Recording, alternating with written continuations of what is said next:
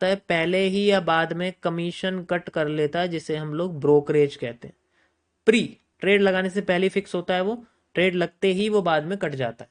यहाँ से ब्रोकर अपना फिक्स रखता है, जो कि उसकी वैल्यू के हिसाब से होता है, जितना वो लगा रहा है, जितना अमाउंट वो इन्वेस्ट कर रहा है, उसके कुछ परसेंट का वो हिस्सा होता है। ब्रोकर इस तरीके से पैसा कमाता है। अब ट्रेडर का प्रॉफिट हो या लॉस हो, इसको इसका कमीशन मिल जाएगा। तो दोनों ही केस में ब्रोकर हमेशा प्रॉफिट में रहता है। This is called the second point.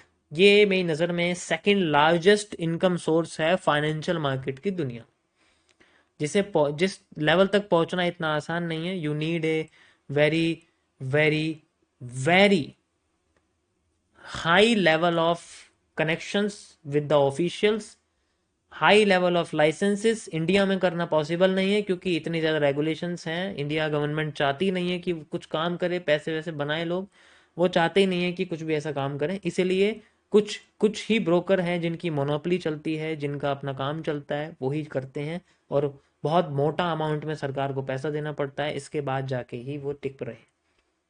तो ये आसान नहीं है इतना। सेकंड है हमारे पास सबसे बेस्ट, द फर्म्स, जिसे हम लोग कंसल्टेंसी फर्म कहते हैं। कंसल्टेंसी फर्म बेसिकली क्या करती है, ये जो ट्रेड नहीं कर पाते, जिन्हें ट्रेडिंग आती नहीं है, लेकिन जिनके पास पैसा होता है, उन्हें कांटेक्ट करके या फिर लोग कभी कभी इनको डायरेक्ट कांटेक्ट करके इनसे अपने पैसे को ग्रो करवाते हैं। ये ग्रोथ होते हैं, डेवलपर की तरह काम करते हैं। ये कंसल्टेंसी फर्म क्या करती है, ये इसका एक अलग ही दुनिया है इसकी, मैं एक्सप्लेन करता हूँ आपको इनका क्या होता है। कंसल्टेंसी फर्म क्या करती है, रीच करती है कस्टमर्स को जिनके पास बेसिकली पैसा होता है। ठीक है, तो कुछ कस्टमर्स होते हैं ना, आप हाई टिकट क्लाइंट बोलते हैं, हमारे तुम्हारे पास कभी नहीं आएंगे भाई, हम तो जो हाई टिकट क्लाइंट्स होते हैं उनको रीच करती है। ठीक है, रीच करने के बाद इनको, जब ये क्लाइंट सक्सेसफुली मान जाता है, तो इनका जो अमाउंट होता है, इनका अमाउंट ट्रांसफ़र किया जाता है एक ब्रोकर के पास, जो कि मैंने ऊपर आपको बता दिया है। एक ब्रोकर के अंदर इनका अमाउंट ट्रांसफ़र किया जाता है, और फिर बाद में ये क्या करते हैं, ये फिर बाद में ब्रोकर के बाद एक एनालिस्ट की हेल्प लेते हैं चार्ट को सॉल्व करने के लिए। ठीक है, चार्ट को सॉल्व करने के लिए एनालिस्ट की हेल्प लेते हैं, और फिर बाद में जब इन एनालिसिस ऐसे प्रोडक्ट मिल जाता है, ये एनालिस्ट को अपना पेमेंट कर देते हैं।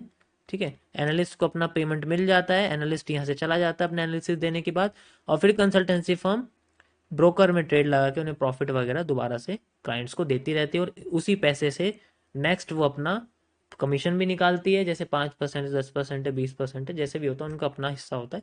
इस तरीके से पूरा का पूरा हिस्सा। तो इस कंसल्टेंसी फर्म कनेक्शन की तरह काम करती है, और ये बेस्ट होती है। ये इसका एक और पार्ट आता है जिसे हम लोग बोलते हैं बाहर की दुनिया में हेज फंड। हेज फंड भी इसी तरीके से काम करता है, ये स्टॉक मार्केट में काम करते हैं। और भी आते हैं जिन्हें हम लोग बोलते हैं प्रॉफ फर्म। अभी मैं दोनों एक्सप्लेन करूंगा, डोंट वरी, हर एक चीज आपको बताऊंगा किस तरीके से काम करती है। ये कंसल्टेंसी फर्म आई होप समझ में आ गया होगा, है ना। अब ये जो हमारे सामने हेज फंड और प्रॉप फर्म है, इनकी क्या दुनिया है, इनको हम लोग आगे एलेबोरेट करते हैं कि कंसल्टेंसी फर्म के अंदर ये दोनों किस तरीके से काम करती हैं। सबसे पहले हम लोग बात करेंगे हेज फंड के बारे में।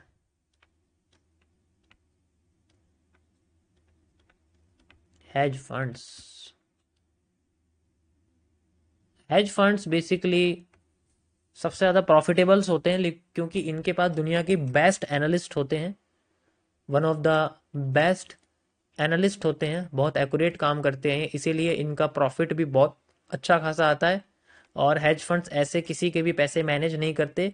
जैसे कि मैं आपको बता सकता हूँ एग्जांपल के लिए, ब्लैक रॉक आप जानते होंगे, ब्लैक रॉक हेज फंड की है एक तरह का, जो दुनिया के मैक्सिमम कंपनीज का जो शेयर्स होते हैं उनको, क्योंकि कंपनीज नहीं चाहती कि उनके शेयर्स को वो खुद हैंडल करें, क्योंकि उन्हें प्रॉब्लम्स आती हैं, इसलिए वो क्या करते हैं, किसी और फंड मैनेजमेंट को दे देते हैं, जिससे उनके रिस्क एक्सपोजर भी कम हो जाता है, उन्हें मैनेजमेंट भी मिल जाता है, साथ ही साथ उन्हें स्ट्रेटजीज भी मिलती हैं जो खुद ही हेज फंड इंप्लीमेंट करके उन्हें बेस्ट प्रॉफिट पर ईयर का, पर क्वार्टर का, पर 5 ईयर्स का निकाल के देता है। तो इसलिए ज़्यादातर क्या करते हैं, हेज फंड्स में लेते हैं। लेकिन हेज फंड्स के बाद इतनी पावर नहीं है कि वो बिना किसी कंपनी की परमिशन के उनके शेयर्स का पैसा किसी और शेयर्स में लगा दे। वो उन्हीं के शेयर्स को यूज़ कर सकता है, उन्हीं के शेयर्स को है वो कर सकता है, फ्लेज कर सकता है, लेकिन वो पैसा अलग से नहीं लगा सकता। वो अपना ही पैसा लगाएगा जो उसे कमीशन मिलेगा।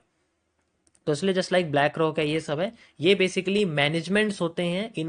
इनके पास इतनी पावर नहीं है कि ये मार्केट को हिला देंगे, ये कर देंगे, वो कर देंगे। जस्ट लाइक नॉर्मल सबके पास होता है वैसा, क्योंकि ये किसी भी कंपनी के शेयर को लिक्विडेट करके उसका पैसा किसी और जगह पे नहीं लगा सकते। उन्हें वो रखना पड़ेगा, उन्हें मैनेज करना पड़ेगा। उनका काम सिर्फ मैनेज करना होता है, उनको स्ट्रेटेजीज के हिसाब से ग्रो करना होता है कि कैसे कैसे फंडिंग्स लेनी चाहिए कंपनी को, कैसे कैसे चीज़ें बढ़ानी चाहिए, क्या प्रोडक्शन बढ़ाना चाहिए, ग्रोथ कैसे करनी ओवरऑल। तो वो हेज फंड काम करती है।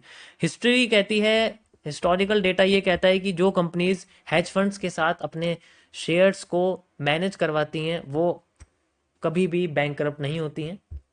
ठीक है, तो ये हेज फंड की दुनिया है। यहाँ पर बेसिकली, यहाँ पर आप कह सकते हो कि मिनिमम इन्वेस्टमेंट वैसे देखा जाए तो ज़्यादातर हेज फंड $10 मिलियन लेते हैं एज ए लिक्विड फंड्स में, और इसके बाद इसको अपने मन चाहे एसेट्स में जो है कस्टमर्स के, ठीक है, एक पार्ट होता है जो सिर्फ क्लाइंट्स के लिए होता है, ये क्लाइंट बेस्ड सिस्टम होता है। ठीक है, जिसे हम लोग CBS बोलते हैं, क्लाइंट बेस्ड सिस्टम, जिसके अंदर क्लाइंट्स का लिक्विड फंड यूज किया जाता है और फिर बाद में उस पैसे को ग्रो करके वो निकाल के देते हैं। जैसे अभी तक की सबसे ज़्यादा जो हेज फंड्स में परसेंटेज निकलती है पर ईयर की, वो 60% से ज़्यादा नहीं निकला है आज तक। मैं नाम नहीं लूँगा, जस्ट आप समझिए कि ये है। ठीक है, आप गूगल पे डालेंगे तो आपको नाम वाम वगैरह आ जाएगा। उसके बाद आता है इनका दूसरा पार्ट होता है हेज फंड का, वो होता है शेयर्स मैनेजमेंट का, जो कि मैंने अभी आपको समझाया। शेयर्स मैनेजमेंट में बेसिकली ये इनकी कुछ लिमिट होती है, जैसे कि मैं एग्जैक्ट तो नहीं जानता, लेकिन सोर्सेज के हिसाब से कहते हैं कि हर कंपनी के मिनिमम मिनिमम आप कह सकते हो कि 90% जो शेयर हैं वो बेसिकली आप कह सकते हो पब्लिक होते हैं, और बाकी के जो 10% होते हैं वो हमेशा जो है उनमें से कुछ अमाउंट जो है ये हेज फंड्स मैनेज करते हैं ज़्यादातर कंपनीज में। इसलिए इनके पास सबसे ज़्यादा ट्रिलियंस ऑफ डॉलर्स में इनके पास assets funds, asset under management होते हैं, जिन्हें हम लोग AUM बोलते हैं। ठीक है, वो चीज़ें यहाँ पर ये होती है। ये जो हेड फंड्स की कहानी होगी, देखो ये बहुत बड़ी चीज़ है, ये बस आपको इन्फॉर्मेशन के लिए बता रहा हूँ, ये नॉर्मल पीपल के लिए नहीं है, ये कभी भी आपको रीच नहीं करेंगे। ठीक है, नेक्स्ट आपके सामने आता है प्रॉप फर्म। इसके अंदर अमेरिकन एक्सप्रेस भी आता है। अगर मैं एमएक्स की बात करूं, why the MX give the, just like उनके सबसे महंगे क्रेडिट कार्ड्स होते हैं, सेंचुरियन है, बहुत सारे क्रेडिट कार्ड्स होते हैं। ठीक है, बिजनेस है, बहुत सारी चीज़ें हैं। तो वहाँ पर बेनिफिट्स वगैरह ही मिलते हैं, उनसे भी कुछ थोड़ा बहुत लिंकेज है जो कि बैंकिंग सिस्टम में है। वो मैं देखो यहाँ खुल के नहीं बता सकता, सॉरी, वो इसके अंदर है, ये थोड़ा सा कॉन्फिडेंशियल टॉपिक है कि ये बैंकिंग का क्या सिस्टम है, किस तरीके से ये यूज़ होता है, वो आपको बताता हूँ। नेक्स्ट आप इसमें समझिए, देखो मेरे पास कोई बुक नहीं है, ये मैं अपने माइंड से आपको बता रहा हूँ, अभी मैंने कुछ नहीं खोला हुआ। ठीक है, बुक होती तो फिर हो सकता था ये और बड़ा हो जाए चार्ट, बट मुझे ज़रूरत नहीं है बुक की, बिकॉज मेरे पास 7-8 साल का एक्सपीरियंस है, तो मैं बता सकता हूँ तुम्हें बिना किसी किताब के। उसके बाद आपके सामने जो ये प्रॉप फर्म है, इसके बारे में हम लोग बात करेंगे, कैसे हमारे पास ये यूज़ होती है, प्रॉप फर्म का क्या मतलब है। प्रॉप फर्म उन लोगों को मौका देता है जो ट्रेडर बनना चाहते हैं,